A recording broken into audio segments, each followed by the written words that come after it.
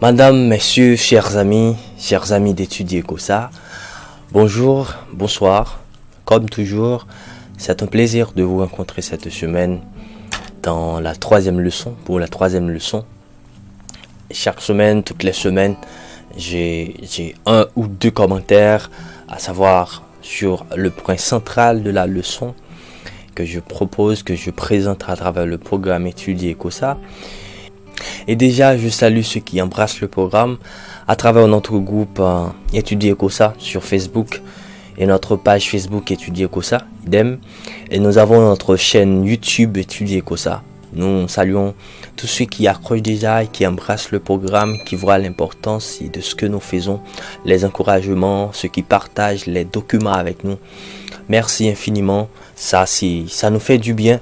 Ça nous fait du bien. Et surtout, l'objectif ultime, c'est encourager ceux qui sont déjà, qui font partie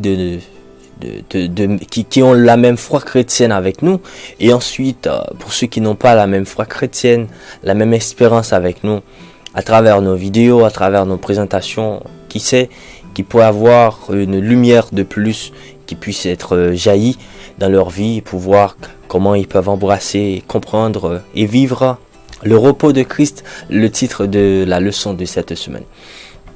La troisième leçon, Madame, Messieurs, chers amis, a pour titre les racines de l'inquiétude. Dans une autre version, on parle de les causes de notre agitation. Mais j'aime plutôt les racines de l'inquiétude. Et moi, dans cette leçon, dans mon commentaire de cette leçon, je vois et je dis qui est à l'abri de l'orgueil et la jalousie. Je peux ajouter qui est à l'abri de l'orgueil, de la jalousie, de l'ambition, de la jalousie, de l'hypocrisie. Qui est à l'abri de toutes ces choses dans sa propre vie. Ça veut dire, vous pouvez dire, je suis exempt de toutes ces choses. J'ai pas ces péchés dans ma vie. Nous allons voir, est-ce qu'il arrive vraiment que quelqu'un peut le dire et quelle est la réponse. C'est une leçon extrêmement importante. Je vois, pour moi, c'est le pivot du questionnaire. C'est la leçon cruciale. Parce que c'est ce qui est à la base de la vie de tout chrétien qui aspire vraiment, qui croit que nous sommes sauvés par la grâce. Et parce que nous sommes sauvés par le moyen de la foi et par la grâce, nous vivons la grâce de Dieu, nous devons avoir un comportement digne d'être enfant de Dieu, d'être appelé fils de Dieu. Nous devons avoir un comportement comme digne d'être enfant de Dieu.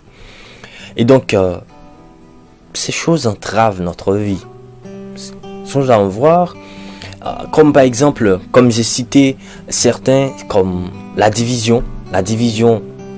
Jésus qui apporte la division, le livre de Matthieu dans le Nouveau Testament qu'on va voir. Et je vais terminer cette présentation avec cette idée, cette parabole et surtout quelques conseils à propos.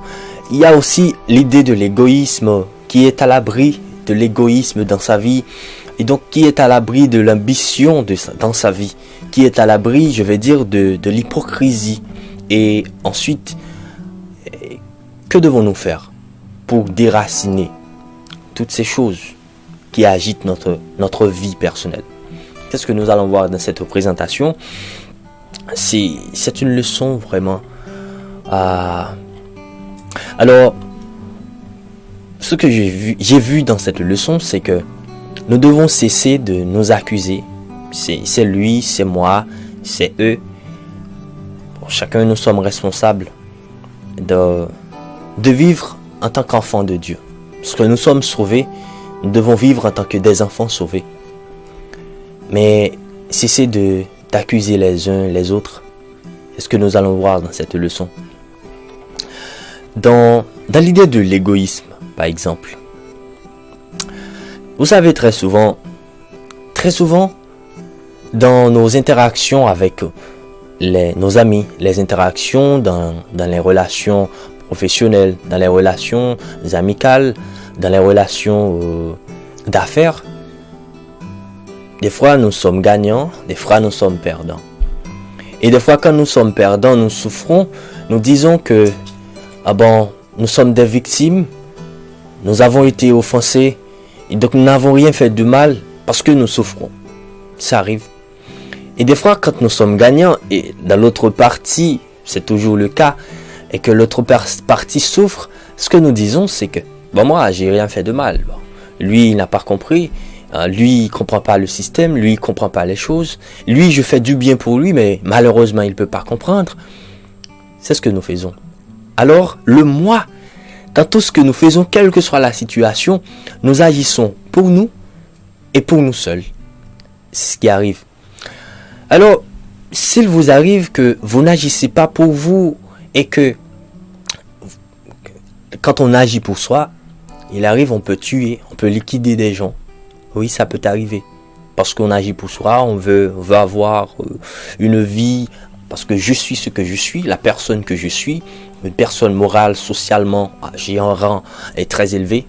Au nom de, à cause de mon nom, je dois faire respecter, je dois faire ceci, je dois faire cela. Et donc, et pour cela, tout vaut la peine, je peux faire absolument tout. Et pour prouver que mon nom, c'est ça.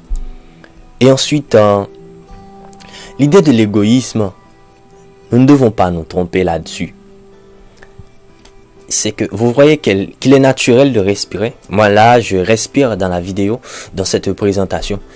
Eh bien, l'idée de l'égoïsme, chers amis, je ne dis pas ça, je ne vous prêche pas. Je suis égoïste. Je ne sais pas pour vous. Mais moi, je suis égoïste. C'est vrai. Peut-être que même moi, je ne comprends pas à quel niveau que je suis égoïste. Et c'est pour cela que je vais partager avec vous une prière que moi, je fais toujours dans ma vie. Je ne comprends pas peut-être à quel niveau que je suis égoïste. Mais un fait est certain, je suis égoïste. Je ne sais pas pour vous. Il est naturel, je respire. Mais comme il est naturel de respirer, nous les hommes, eh bien, c'est tout à fait naturel. C'est à ce même niveau, à ce même rythme que nous sommes égoïstes. Nous ne pouvons pas nous tromper là-dessus. Bon, je pense que c'est à partir de cette base, cette racine qu'on doit partir pour voir, pour comprendre à quel niveau qu'on est égoïste. Il est dit souvent, pour combattre un ennemi, il faut savoir de A à Z son ennemi pour pouvoir le combattre. Alors si vous n'avez pas tous les paramètres, alors je vais dire tous les paramètres, je vais dire toutes les variables de votre ennemi à votre possession, vous avez un gros problème. Eh bien, chers amis, comme il est naturel de respirer, il est naturel que nous sommes tous égoïstes. Nous sommes égoïstes. Mais ça ne reste pas là. Ça ne reste pas là, à savoir de cette question d'égoïste. Il y a un mise au point qui a été fait dans la leçon avec un riche. Ce riche qui travaillait dur, très dur. Et donc, il a réussi à accumuler beaucoup de richesses. Il arrive à un point qui dit, bon, je vais créer beaucoup plus de réserves. Je vais construire beaucoup plus de réserves. Et donc là, je vais faire quoi? Je vais cesser de travailler. Je vais continuer à vivre parce que j'ai assez de nourriture. J'ai assez de denrées pour continuer à vivre pendant toute ma vie. Je vais cesser de travailler. Il s'est gonflé d'orgueil à travers cette idée. Et dans la parabole, c'est ce que j'aime vraiment à la fin de la parabole, c'est une parole que Jésus, il a dit. Et pour comprendre vraiment la racine de tous les mots, ce sont nos actions individuelles, nos mobiles. Pourquoi on agit? Pourquoi vous agissez? Moi, très souvent, je le dis, j'agis pour moi. J'agis pour moi. Même si très souvent, Dieu me pousse à faire cette prière que j'ai dit que j'allais partager avec vous. C'est, Seigneur, est-ce que le choix que je fais, est-ce que c'est un choix qui a votre approbation? Est-ce que la voie que je choisis, est-ce que c'est juste? Quand j'ai des divergences avec les gens, je fais souvent cette prière. Je me pose toujours cette question. Alors, je ne vais pas exposer ma vie personnelle à travers ces vidéos. Ce que j'ai pas fait, je ne vais pas faire. Mais, vous savez, cette idée m'aide très souvent à à m'abaisser. Oui, à m'abaisser. Malgré tout, à m'abaisser. Quand je suis Quand je suis offensé, je suis prêt à m'abaisser. Même si c'est pas toutes les fois, parce que si je dis que c'est toutes les fois, ça veut dire que je laisse une porte ouverte pour que l'orgueil puisse me vaincre. C'est pas toutes les fois. Moi, j'arrive pas à combattre cet ennemi. J'arrive pas encore à savoir l'orgueil. Donc, je vais dans le verset. Vous m'excusez, je vais dans le verset. Ce verset qui, c'est bien dans le livre de Luc, dans Luc chapitre 12. Je vais lire pour vous. Dans Luc chapitre 12, pour finir la parabole, Jésus a dit quelque chose. Il a dit, il en est ainsi, celui qui amasse des trésors pour lui-même et qui n'est pas riche pour Dieu. Est-ce que dans nos mobiles, ce qui nous pousse à agir, est-ce que dans toutes ces choses-là, il y a Dieu au centre de toutes ces choses? Est-ce que même lorsque nous faisons des choses à l'église, en tant que pasteur, en tant que prédicateur, en tant que membre d'église, alors bien sûr, parce qu'il n'y a pas d'exception, il y a les croyants, les fidèles, il y a tout le monde, parce que nous avons tous nos problèmes. Nous avons tous nos problèmes. Très souvent, nous ne le faisons pas. Est-ce que c'est pour Dieu? Est-ce que c'est pour Dieu? Nous allons passer dans un autre aspect. Est-ce que nous sommes libres? Est-ce que nous sommes à l'abri de l'ambition? Lorsque nous savons que c'est... Très souvent, nous posons des questions. Nous sommes très ambitieux. C'est vrai. Il arrive dans l'hypocrisie que je vais voir, qu'il y a dans la leçon aussi. Très souvent, nous ne parlons pas, par exemple, de qui est le plus grand. Qui est le plus grand dans ma maison, dans ma famille? Qui est le plus grand dans l'église? Qui est le plus grand dans le lieu où je travaille? Nous ne parlons pas de ces choses avec d'autres personnes. Mais nous y pensons souvent. Nous sommes des gens, nous sommes ambitieux. Je suis ambitieux. Nous sommes ambitieux. Nous ne parlons pas de ces choses. Et pourtant, très souvent, ces choses nous rongent au fond de nous. Ces choses nous rongent. Mais nous ne parlons pas de ces choses. Les disciples, ils étaient ambitieux. Il y a eu vraiment une discussion à table avec Jésus. Lorsque les disciples, ils ont dit, qui donc est le plus grand dans le royaume des cieux? Qui donc est le plus grand? Ils veulent savoir, les disciples, ils voulaient savoir, qui donc est le plus grand dans le royaume des cieux? Et donc, vous savez quelle est la réponse que Jésus a donnée. Quand Jésus a dit dans Matthieu 18, le verset 3, « Je vous le dis en vérité, si vous ne vous convertissez, et si vous ne devenez pas comme les enfants, vous n'entrerez pas dans le royaume des cieux. » Dans l'ambition, dans tout ce que nous faisons, c'est naturel, c'est dans notre être. Et toujours l'idée, pour combattre ça, un point clé c'est, j'ai besoin d'une aide extérieure. Pour moi, peut-être vous pouvez vous-même faire cette prière dans tout ce que vous faites, dans vos interactions avec vos amis, avec ceux qui vous entourent, dans tout ce que vous faites. Seigneur, est-ce que la voie que je choisis, c'est la bonne voie? Quand vous mettez toujours un point d'interrogation dans vos actions, dans vos choix, dans votre mobile, pourquoi vous agissez, il est plus facile pour vous de comprendre les autres, de vous mettre à la place des autres, et d'autant plus de retourner sur des positions que vous avez prises pour être libre de l'orgueil. Des fois, vous agissez à cause de moi. Nous devons comprendre que nous avons besoin d'une aide extérieure et faire toujours cette prière pour dire que Seigneur, est-ce que le choix que je fais, est-ce que c'est un choix que vous prenez plaisir là-dedans?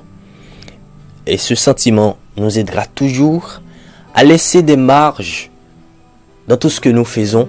Même si nous sommes offensés, nous souffrons vraiment. C'est pas parce que nous avons souffert, c'est pas parce que nous sommes dans la souffrance qui explique que nous sommes innocents. C'est pas vrai. Nous allons passer dans un autre aspect, dans cette leçon. Est-ce que nous sommes à l'abri de l'hypocrisie?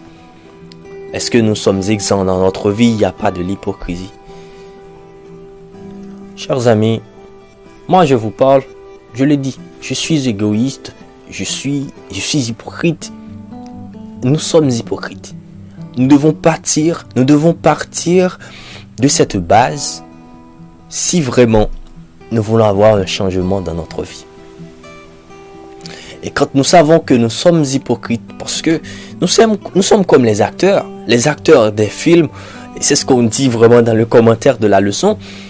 Alors, je joue ce rôle, demain dans un autre film, je joue un autre rôle. Exactement, dans notre vie, c'est comme ça. Nous ne sommes pas la personne que nous croyons être ou que nous proposons au premier plan. Nous ne sommes pas ces personnes-là. Je ne suis pas la personne que je crois. Je ne suis pas la personne que les gens croient que je suis. Ça, c'est sûr. À travers cela, à travers ce fait, ces interrogations, méfiez-vous de votre raison, méfiez-vous de votre sagesse.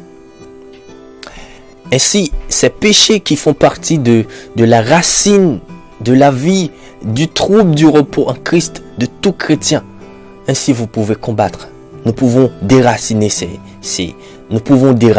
tous ces problèmes. Et pour aller plus loin dans notre vie, comme j'ai pris l'exemple des dirigeants, des pasteurs, des prédicateurs, des fidèles, des chrétiens, des membres d'église, très souvent ce que nous faisons, nous imposons aux gens des règles que nous n'appliquons pas. Nous sommes tellement hypocrites, nous rendons la vie des gens plus difficile à l'église en les imposant des règles que même nous n'appliquons pas. Ça, c'est de l'hypocrisie.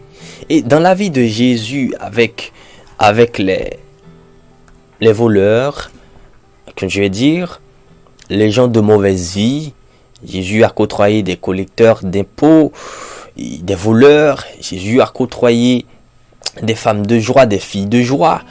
Jésus était très modeste avec ces gens. Mais face aux hypocrites, il n'a pas été très courtois. Face aux hypocrites. Parce que l'hypocrisie,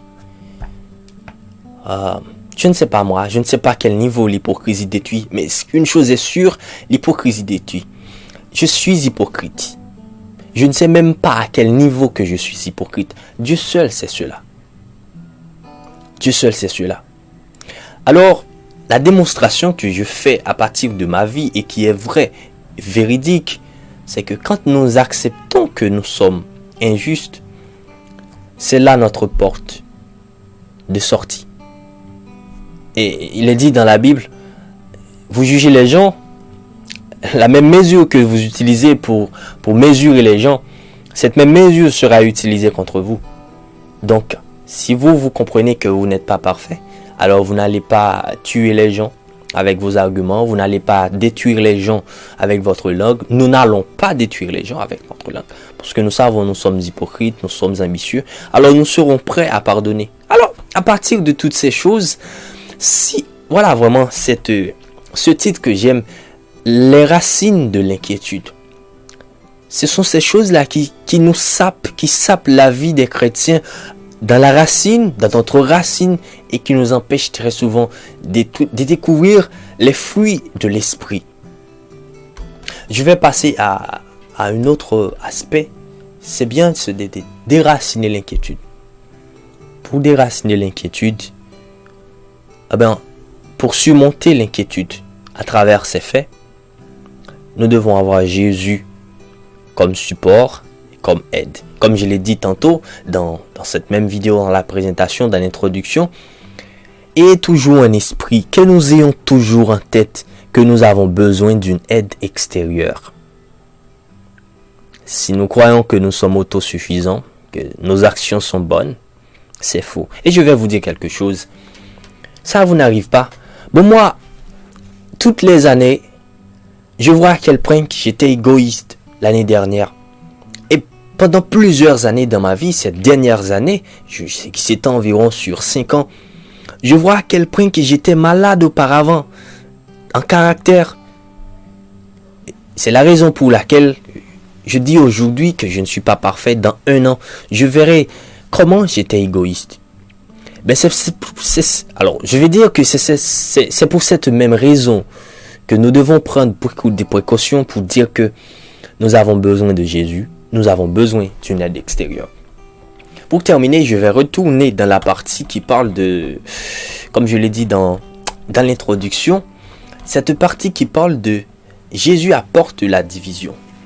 Chers amis, maintenant, ce qu'il faut dire, c'est que si je ne sais même pas moi à quel niveau que je suis égoïste, je ne sais même pas moi à quel niveau que je suis ambitieux, que je suis hypocrite, mais très souvent, nous savons quand nous faisons des choses qui ne sont pas bonnes. Mais il y a des fois aussi que nous disons, bon moi, tout ce que j'ai fait là, c'est bien. Oui, ça arrive des fois dans des actions, dans des interactions avec des personnes, nous disons, bon moi je ne vois pas qu'est-ce que j'ai fait de mal. Sincèrement, je mets ça à détail, je mets les petits détails, je vois rien. Mais même dans ces faits, il y a des imperfections. Nous ne sommes pas justes à travers ces faits, que nous voyons à nos yeux ces choses qui sont bonnes. Donc dans le contraste du bien et du mal, nous ne pouvons pas balancer pour trouver le juste milieu. Dieu seul peut le faire. La raison pour laquelle je dis, pour déraciner toutes ces choses, la première chose, c'est de savoir que nous avons besoin d'une aide extérieure. Cette aide, c'est Jésus. Donc à partir de là, si je sais que j'ai besoin d'une aide extérieure, ça veut dire que je ne suis pas parfait. Et bien, comme je ne suis pas parfait, dans toutes mes interactions, je suis prêt à pardonner, je suis prêt à écouter. Et quand quelqu'un dit que je l'offense, même si moi je ne ferai pas, je dois l'écouter dans tous ces faits. Et dans cette partie qui dit Jésus apporte la division. Jésus apporte la division. Il est dit, vous savez très bien dans Matthieu 10, les versets 34-39, il est dit, ne croyez pas que je sois venu pour apporter la paix, mais je suis venu pour apporter l'épée. C'est quelque chose que nous ne pouvons pas comprendre. Mais dans la leçon, il nous invite à comprendre quelque chose. Pourquoi Jésus a fait tout cela? C'est pour nous montrer à quel point, quand j'ai parlé du contraste, par exemple du blanc et du noir, bon, quand il y a un contraste, petit à petit, on laisse le blanc, on va dans le noir, mais le juste milieu, qui peut le faire? Qui peut trouver le juste milieu, la séparation finale entre le blanc et le noir? Est-ce que vous pouvez le faire dans votre vie, par exemple, le bien et le mal? C'est cette même chose que Jésus explique à travers cette parabole. Pourquoi? Parce que on a pris l'illustration pour dire que un père, les parents, quand nous sommes parents, nous qui sommes parents, nous savons que nous devons être soucieux de nos enfants. Nous devons prendre soin de nos enfants. Nous les avons mis au monde comme Jésus, avant de nous créer. Il a créé tout ce que nous avons, nous allons avoir besoin. Tout ce que nous avons besoin. C'est ce que Dieu a fait. C'est ce que Dieu a fait. Eh bien, nous sommes parents. Si nous prenons soin de nos enfants et que nous les conduisons dans la voie droite, ce sera une bénédiction pour nous dans l'appel final, lorsque Jésus sera revenu. Ce sera une bénédiction pour nous et Dieu prend plaisir dans tout cela. Mais si l'amour que nous avons pour nos enfants surpasse l'amour que nous avons pour Dieu, c'est un problème. Et pourtant, c'est Dieu même qui dit que nous devons prendre soin de nos enfants. Exactement dans les 10 commandements, Dieu dit que, enfants, vous devez avoir un égard particulier à vos parents. Et si vous faites cela, vous allez bénéficier de l'héritage que Dieu vous donne sur la terre, dans les 10 commandements. Honore ton père et ta mère, afin que tes jours se prolongent dans le pays que l'Éternel ton Dieu te donne. Dieu dit cela. Mais si cet amour que nous avons pour nos parents surpasse l'amour que nous avons pour Dieu, alors c'est un problème. Mais, sincèrement dans votre vie, est-ce que vous voyez que vous équilibrez l'amour que vous avez pour votre partenaire et l'amour que vous avez pour Dieu? L'amour que vous avez pour vos enfants, l'amour que vous avez pour Dieu? Vous arrivez à cerner toutes ces choses? Je ne sais pas. Chers amis, sans la grâce, où serions-nous? Sans la grâce, où serions-nous? Et c'est la raison pour laquelle Dieu nous pardonne. Nous devons pardonner toujours parce que nous ne sommes pas bons. Nous ne pouvons pas nous libérer. Alors, la libération même, c'est d'accepter que nous sommes injustes et que quelqu'un peut nous offenser. Et après tout, il faut pardonner ce quelqu'un. Donc, je vais prendre le plaisir de vous lire une partie pour terminer cette exposition. Cette partie se trouve dans le témoignage pour l'église d'Ellen White. Cette partie se trouve dans Témoignage pour l'église Ellen White, volume 5. Je n'ai pas de plus grand désir que de voir notre jeunesse imprégnée de cet esprit de pure religion qui les amènera à prendre la croix et à suivre Jésus. Allez-y, jeunes disciples de Christ, contrôlés par les principes, revêtus du manteau de la pureté et de la justice. Votre Sauveur vous guidera vers la position la mieux adaptée à vos talents et là où vous pourrez être le plus utile. Que Dieu nous guide, chers amis, dans notre parcours en tant que pèlerins sur la terre. Je vous souhaite une très bonne journée. Si vous n'avez pas étudié, retournez en arrière, même si nous sommes mercredi, mais essayez de voir les parties précédentes. Les parties, précédentes. Et pour le reste de la semaine, prenez du temps pour étudier. Je pense que c'est la leçon ultime de ce guide de questionnaire. Et c'est un questionnaire vraiment qui est très riche, que nous allons continuer à parcourir, chers amis. Si tu as étudié ce programme, partagez la vidéo avec vos amis, invitez vos amis, votre famille, les membres de votre famille à regarder ces vidéos. Parce que je présente un peu l'idée globale de les leçons, peut-être en 2 ou en 1 vidéo. Au moins, on a 1 vidéo par semaine. Je suis content. C'est un plaisir toujours d'être là avec vous, de vous accompagner. Chers amis, merci. Je vous souhaite une bonne journée dans la paix et la grâce de notre Seigneur.